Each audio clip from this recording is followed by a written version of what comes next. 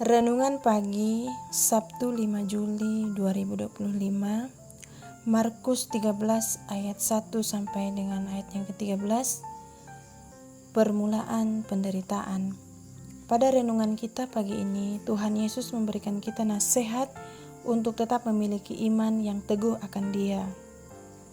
Dari teks ini, Tuhan Yesus memberikan nasihatnya kepada murid-muridnya untuk tetap berjaga-jaga dalam perjalanan iman mereka.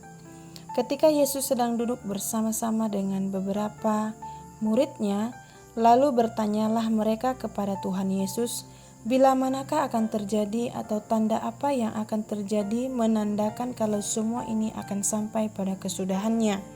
Dan Tuhan Yesus menjawab pertanyaan mereka dengan kalimat waspada yang memberikan makna bahwa mereka harus lebih berhati-hati dan lebih teliti dalam segala hal, dan tentu lebih mengandalkan Tuhan dalam segala hal juga.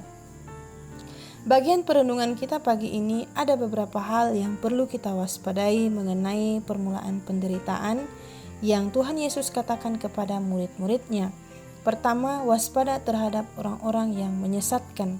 Tuhan Yesus memberikan nasihat kepada murid-murid untuk waspada kepada orang-orang yang dapat menyesatkan mereka melalui pengajaran yang akan banyak datang dengan membawa nama Tuhan Yesus, namun mereka mempunyai tujuan mempunyai tujuan bukan untuk kerajaan Allah, melainkan membawa banyak orang kepada pengajaran sesat dan membawa banyak orang semakin jauh dari Tuhan. 2. Jangan gelisah. Tuhan Yesus mengatakan bahwasannya hati yang gelisah berlebihan akan membuat kita sulit melihat cara kuasa Tuhan bekerja bagi hidup kita. Yesus katakan kepada murid-murid, jika mendengar berita mengenai peperangan, jangan gelisah, sebab itu belum kesudahannya, namun itu harus terjadi. Bagian ini memberikan kita pengajaran bahwasannya ketakutan yang membuat kegelisahan berlebihan itu hanya akan membuat kita semakin jauh dari Tuhan, dan itu tidaklah baik adanya jika tinggal dalam kehidupan kita. Tetaplah tinggal dan berserah kepada Tuhan, maka Ia akan memelihara hidup kita dan Ia menjadi tempat paling aman dan nyaman bagi hidup kita. Ketiga, kita akan dibenci karena nama Tuhan Yesus. Yesus sudah mengatakan ini dan ini akan digenapi. Akan banyak orang yang dibenci oleh karena nama Tuhan.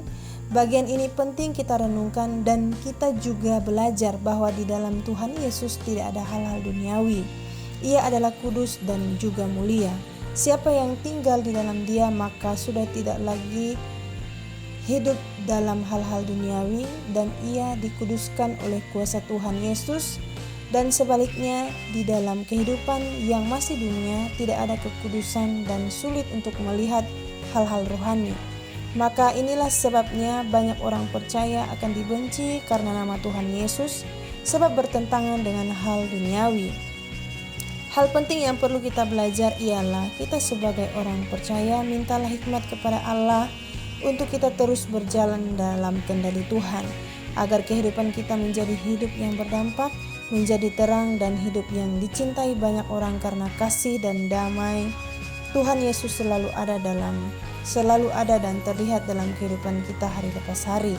Selamat beraktivitas, Tuhan Yesus memberkati kita. Salam.